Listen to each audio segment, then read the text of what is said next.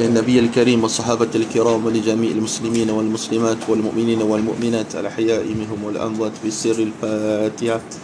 أعوذ بالله من الشيطان الرجيم. بسم الله الرحمن الرحيم. الحمد لله رب العالمين الرحمن الرحيم مالك يوم الدين. إياك نعبد وإياك نستعين. اهدنا الصراط المستقيم صراط الذين أنعمت عليهم غير المغضوب عليهم ولا الضالين. آمين. اللهم صل وسلم على سيدنا محمد. اللهم صل وسلم على سيدنا محمد. اللهم صل وسلم على سيدنا محمد. اللهم صل وسلم على سيدنا محمد. اللهم صل وسلم على سيدنا محمد. اللهم صل وسلم على سيدنا محمد. اللهم صل وسلم على سيدنا محمد. اللهم صل وسلم على سيدنا محمد. اللهم صل وسلم على سيدنا محمد. الحمد لله نحمده ونستعينه ونستهديه ونستغفره ونتوب إليه ونتوكل عليه. يا ربنا لك الحمد كما ينبغي لجلال وجهك الكريم وعظيم سلطانك. ولا حول ولا قوة إلا بالله العلي العظيم. ولا حول ولا قوة إلا بالله العلي العظيم. أما بعد، عن أبي هريرة رضي الله تعالى عنه عن النبي صلى الله عليه وسلم قال. Daripada sana Abi Hurairah radhiyallahu taala anhu, daripada Nabi sallallahu alaihi wasallam, qala, Nabi telah bersabda, yaqulullahu azza wa jalla, Allah subhanahu wa taala berfirman, as-sawmu li, puasa itu untukku. Hadis ini menceritakan tentang fadl, kelebihan berpuasa. Nabi sebut, Allah berfirman, as-sawmu li, puasa itu untuk aku, kata Allah Subhanahu wa taala. Wa ana ajzi bihi, dan aku yang akan memberi ganjaran kepadanya. Siapa-siapa yang puasa, tak kira puasa sunat ke puasa wajib, apatah lagi kalau puasa wajib yang kita laksanakan setiap pada bulan Ramadan. Bulan Ramadan tak lama dah, bulan 3 nanti. Sekarang bulan 12, bulan 1, bulan 2, bulan 3. Sekitar 4 bulan lagi kita akan sambut kembali Ramadan kalau sempat. Ada orang sambut Ramadan tapi tak sempat berpuasa, dia tak puasa pun. Jadi kita doakan kepada Allah agar Allah panjangkan usia kita dapat bertemu dengan Ramadan. Ingat, Ramadan untuk ibadah kepada Allah, bukan Ramadan untuk raya. Sebab ramai orang ingat Ramadan ni lepas Ramadan Syawal. Yang dia ingat Syawal tu, dia tak ingat Ramadan tu bulan ibadah kepada Allah Subhanahu wa taala. Maka kata Allah Subhanahu wa taala, wa ana ajzi bih, dan aku yang akan beri balasan kepada dia. Yada'u syahwatahu, orang itu telah meninggalkan syahwatnya. Sebab pada waktu bulan Ramadan, biasa bulan tak Ramadan, waktu siang kita boleh makan, kita boleh minum, kita boleh buat perkara-perkara yang dilarang pada bulan Ramadan. Sama juga dengan ibadat semayang.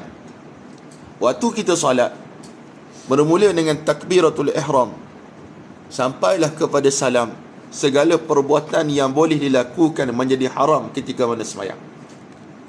Cakap waktu di luar semayang boleh, tapi dalam solat haram bercakap. Makan di luar solat boleh, tapi dalam solat haram. Walaupun ada sedikit kat gigi awak tu, awak makan, tertelan, hukumnya haram dan batal solat. Minum tengah semayang tak boleh. Sama juga dengan bulan Ramadan. Pada siang hari pada bulan Ramadan, kita beribadah kepada Allah Subhanahu wa taala. Ibadatnya kita terpaksa tinggalkan syahwat kita. Syahwat macam mana? Syahwat makan, wa akluhu wa syurbahu min ajli, dia meninggalkan makan dia, dia meninggalkan minum dia, min ajli, daripada kerana aku, kata Allah Subhanahu wa taala, kerana aku. Wasawmu junnatun, dan puasa itu adalah perisai. Apa makna perisai kat sini, kata ulama? Perisai daripada melakukan maksiat kepada Allah Subhanahu wa taala. Bila kita puasa, kita tak semangat nak melakukan maksiat, nak tengok orang, nak tengok awet pun tak semangat, nak bercakap banyak pun tak semangat. Sebab kita waktu tu tengah letih, sedang berpuasa, menahan diri daripada lapar dan dahaga. Orang nak ajak buat maksiat pun kita tak buat. Kemudian kata Allah lagi, walis-saimi farhatani, Dan bagi orang yang berpuasa itu ada dua kegembiraan. Farhatun hina yuftir, kegembiraan ketika mana dia sedang berbuka. Waktu kita buka puasa, waktu itulah sangat gembira sebab kita boleh makan. Ada orang tak gembira lepas dia puasa, waktu buka dia menangis. Dia tak gembira dapat berbuka. Jarang. Ada juga ulama menyebut yuftir sini maksudnya hari raya. Kita bergembira itu sebab pada Aidil Fitri, orang yang sepatutnya paling kuat kena gembira ialah orang yang beribadah kepada Allah sebulan dalam bulan Ramadan, dan tiba pada Aidil Fitri itu ialah keadaan bertakbir kepada Allah dengan takbir yang betul-betul bersemangat, disebabkan dia telah berpuasa bersungguh-sungguh, melaksanakan ibadat sungguh-sungguh. Sampaikan ulama menyebut Aidil Fitri itu bermaksud ada ilal fitrah, kembali kepada fitrah, kosong balik, dosa dah tak ada, macam budak baby balik, disebabkan dia beribadah kepada Allah Subhanahu Wa Taala pada bulan Ramadan. Tapi yang paling pelik sekali kat Malaysia kita ni, yang paling kuat sambut raya ni orang tak puasa. Dia paling kuat sekali sambut raya, padahal dia tak puasa pun. Tarawih tak semayang, Quran tak baca, sedekah kedekut. Tapi bila Aidil Fitri, dia nombor satu menjadi orang yang menyambut Aidil Fitri. Ini orang tak betul, orang tak betul. Yang sepatutnya sambut Aidil Fitri ialah orang yang benar-benar beribadah kepada Allah Subhanahu Wa Taala sepenuh hati dia pada bulan Ramadan al-Mubarak. Wa farhatun hina yalqa rabbah, dan kegembiraan yang kedua bagi orang berpuasa ketika mana dia bertemu dengan Allah Subhanahu Wa Taala di akhirat nanti. Tu sebab kata ulama, as-sawmu li wa ana ajzi bihi tu, dan Allah yang akan bagi segala amal ibadat, semayang kita, zakat kita, sedekah kita, tolong kita, apa benda kita buat ni, Allah balas terus, Allah bagi pahala. Tapi dalam ibadat puasa, Allah simpan pahala tersebut. Sampaikan ada ulama kata, Allah simpan pahala ni macam mana? Pahala tu tak dapat dikikis oleh amalan. Kalau orang buat jahat, dia mengikis pahala. Tak? Buat jahat, dia kikis pahala kita. Macam ada satu bukit, ambil traktor, tarik, last sekali hilang bukit. Tapi puasa ni Allah jaga, tak ada amalan yang boleh tarik dia menyebabkan hilang ibadat puasa tersebut. Sampai ada ulama menafsirkan begitu, sampai kita bertemu dengan Allah Subhanahu Wa Taala, tak ada amalan lain, tapi puasa tu Allah simpan untuk kita. Inilah kelebihan yang besar disebutkan oleh para ulama. Dan Allah kata lagi, wala khalufu famis saimi, dan bau mulut orang yang berpuasa itu atyabu indallah, sangat-sangat baik ataupun sangat-sangat wangi ataupun harum di sisi Allah. Orang puasa ni mulut dia bau wangi ke tak wangi? Wangi ke tak wangi? Di sisi kita wangi tak wangi? Wangi tak? Di sisi kita sendiri pun tak wangi, apalagi di sisi orang lain. Tapi kalau di sisi Allah Subhanahu Wa Taala, bau mulut orang berpuasa ni terlalu baik, mirrihil miski, lebih wangi daripada bau kasturi. Maknanya kehebatan yang Allah buat. Tu sebab kalau kita berpuasa, tak usahlah kita buat ha-ha depan muka orang, sebab bau mulut kita ni. Tapi di sisi Allah Subhanahu Wa Taala, disebabkan kita menjaga makan dan minum, Allah kata terlebih wangi daripada kita, daripada bau misk. An Abi Hurairah radhiyallahu anhu anna Rasulullah sallallahu alaihi wasallam qala Allah Ta'ala anfiq ya ibn Adam unfiq alayka. Ini pendek je. Riwayat dari sana Abi Hurairah radhiyallahu anhu, sesungguhnya Rasulullah sallallahu alaihi wasallam telah bersabda, qala Allah, telah berfirman Allah, anfiq ni maksudnya berinfaklah, ya ibn Adam, wahai anak Adam, sedekahlah wahai anak Adam, sedekahlah. Kata Allah Subhanahu Wa Taala, unfiq alayka, jika kamu bersedekah, aku akan bagi infak kepada kalian. Hadis ini memberi bukti kepada kita bahawa orang yang selalu infak pada jalan Allah Subhanahu Wa Taala, sedekah, Allah Subhanahu Wa Taala akan bagi kelebihan yang cukup besar, yang mana orang yang bagi sedekah je dia tahu. Kadang-kadang Allah Subhanahu wa taala bagi seperti mana Allah sebut dalam Al-Quran, masalul ladzina yunfiquna amwalahum fi sabilillah kamathali habbatin anbatat sab'a sanabila fi kulli sumbulatin mi'atu habbah. Perumpamaan orang infak pada jalan Allah ni macam biji benih. Sebiji. Awak ambil sebiji biji benih, awak tanam. Awak bagi RM1 sedekah pagi ni. Sebiji. Letak dalam tanah, ambatat, keluar pokok satu. Daripada sebatang pokok ni keluar sab'a sanabil, 7 cabang, 7 dahan. Satu pokok tumbuh apa? 7 dahan. Ambatat sab'a sanabil fi kulli sumbulatin, setiap satu dahan tersebut mi'atu habbah, ada 100 biji benih yang lain. Tanam sebiji, tumbuh pokok satu, pokok tu ada 7 dahan. Setiap satu dahan ni ada 100 biji. Maknanya RM1 kita bagi, Allah balas berapa? RM700. RM1 kita bagi, Allah balas 700. Itu kelebihan cukup besar. Kadang-kadang Allah Subhanahu wa taala balas dalam bentuk keuangan juga. Kita punya bisnes maju, keluarga bahagia. Ada juga Allah tak bagi macam tu. Dia sedekah tapi Allah tak bagi dia kaya. Tapi dia tak pernah sakit. Orang kena COVID, dia tak kena COVID. Orang dia sakit jantung, dia tak ada ilak. Umur 80, ilak. Tak ada kencing manis. Kencing orang pun tak ada. Tipu orang tak ada. Tak ada belaka. Baik orang ni. Kesihatan terjaga. Ada seorang pakcik. Ni Dr. Zulkifli cerita. Kerja dia tok siak je. Tok Bila ke Tok Siok itulah. Gaji dia 500 sebulan.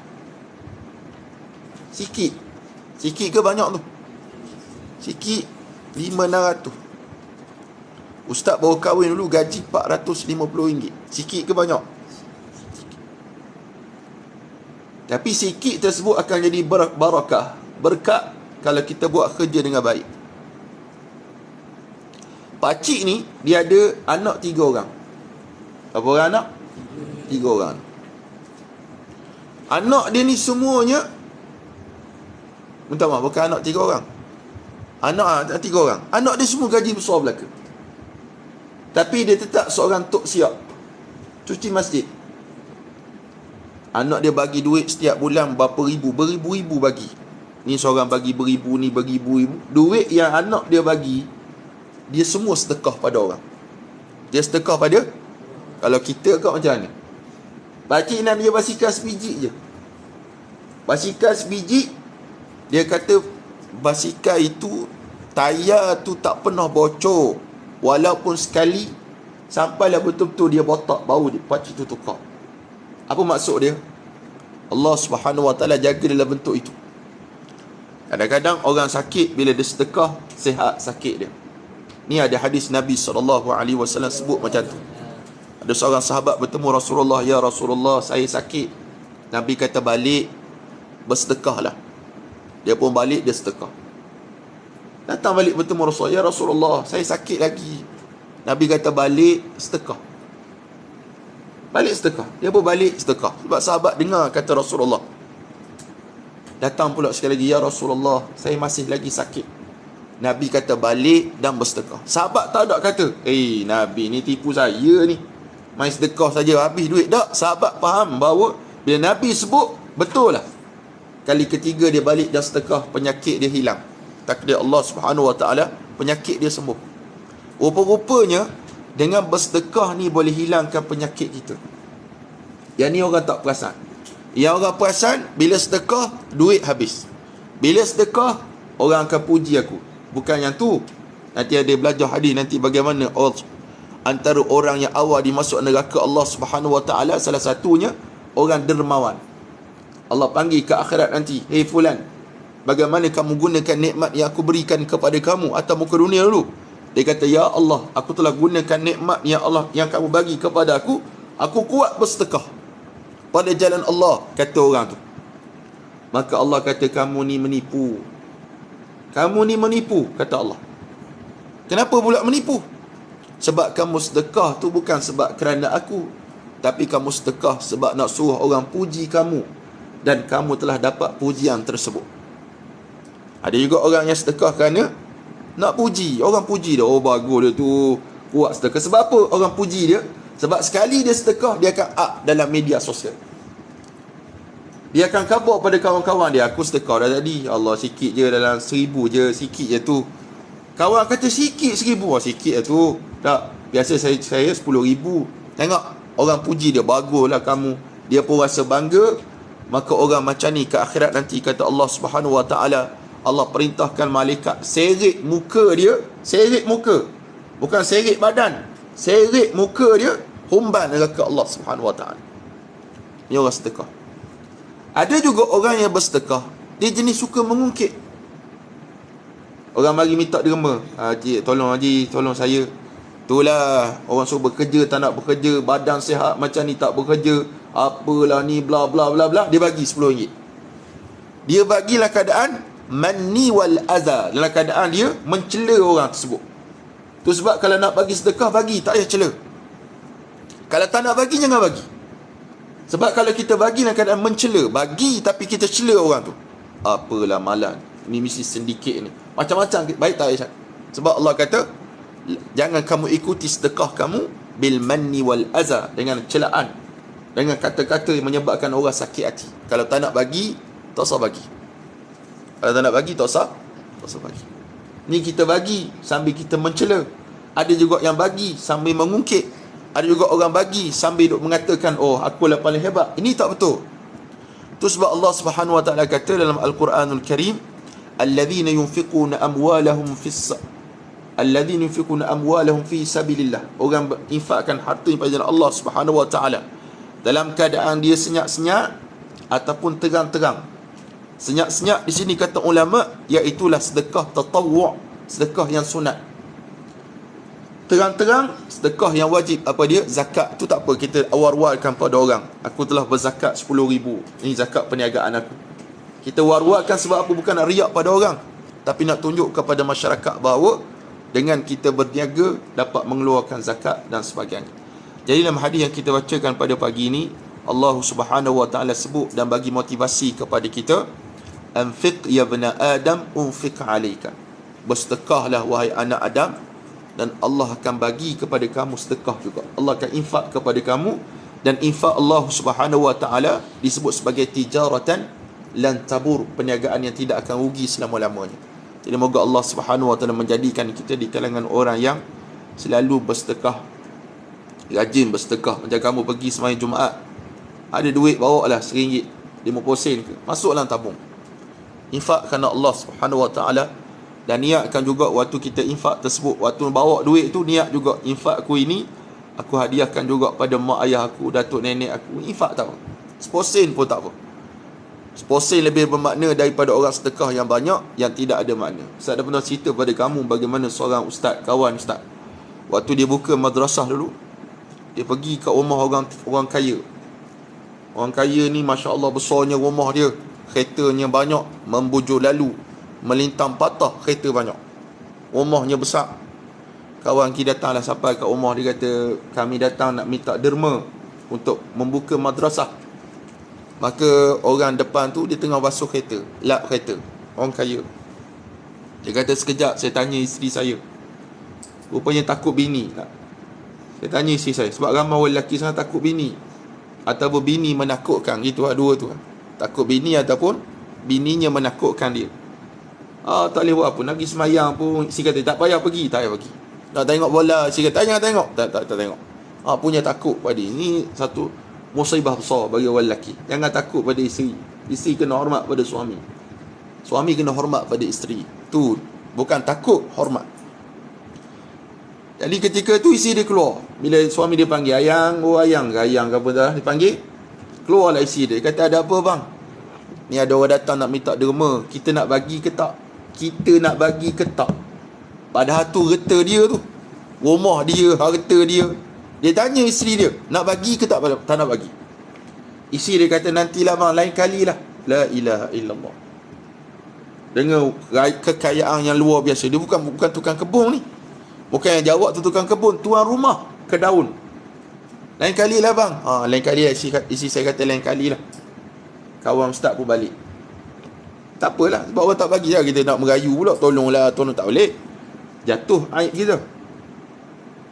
Maka lalu pula dekat sebuah rumah makcik. Rumah makcik ni kata dia, kalau aku tolak pun boleh runtuh rumah tu. Punya dhaifnya rumah. Makcik duduk depan tangga, depan rumah kat pintu. Lalulah kawan ustaz ni. Dia kata, awak nak ke mana tu? Yuk, nak ke mana tu? Dia kata, kami datang. Kawan ustaz tak tinggal lah rumah tu. Sebab tahu rumah susah. Takkan orang nak bagi derma. Orang susah. Kami datang nak buka madrasah ni, nak cari dana. Oh gitu, tak apa. Makcik nak bagi juga derma. Makcik nak bagi derma. Kawan ustaz kata, aku tunggu kat luar rumah makcik tu 15 minit. Sekitar tu lah masa dia. Tunggu kat situ. Makcik ni tak keluar-keluar. Lepas 15 minit, makcik ni pun keluar. Dia pun bagi derma pada kawan ustaz ni. Berapa dia bagi? 5%. Berapa? 50 sen. 50 sen. 15 minit tunggu dapat 50 sen. Tapi kawan ustaz kata, itulah keadaan sedekah yang paling ikhlas yang pernah aku dapat. Yang pernah aku dapat daripada seseorang yang bersedekah hanya 50 sen. Tapi sedekah tu yang paling ikhlas sekali. Sebab tak tahulah makcik tu cari kat mana duit tu, dapat jumpa 50 sen untuk disedekahkan. Tu sebab perbezaan antara orang yang kaya dengan orang miskin yang bersedekah, mana lagi mulia? Yang kaya ke yang miskin? Yang miskin. Sebab apa? Yang kaya kalau dia bagi 100, dalam bank dia ada 100 ribu. Bagi 1000, dalam bank dia ada 1 juta. Ada lagi 999 ribu ringgit ada. Tapi bagi orang miskin, dia bagi 50 sen, mungkin ada RM1, mungkin ada RM5 je. Tapi dia keluarkan 50 sen tersebut, itu balasan yang Allah akan bagi pada dia besar. Sama ada Allah balas atas muka dunia, ataupun Allah balas ke akhirat nanti. Balasan orang infak pada Allah Subhanahu Wa Taala ni, Allah telah janjikan. Dan banyak kisah-kisah yang menarik, boleh baca dalam buku lah, sirah-sirah bagaimana para sahabat Nabi SAW. Seperti mana kamu baca kisah Talhah ibn Ubaidillah. Sayyidina Talhah bin Ubaidillah, seorang sahabat yang bergaji 17,000 dirham sehari, menghabiskan semua gajinya itu kerana Allah Subhanahu Wa Taala. Ini luar biasa. Luar biasa. Alhamdulillah, ustaz sepanjang membuka madrasah ni, terutama bila ustaz membuka bina kompleks, kita dah keluarkan duit sebanyak 3 juta ringgit. Bukan duit ustaz lah. Infak yang kita dah terima 3 juta dah. Dan kita dah keluarkan 3 juta tu untuk bayar pada kontraktor.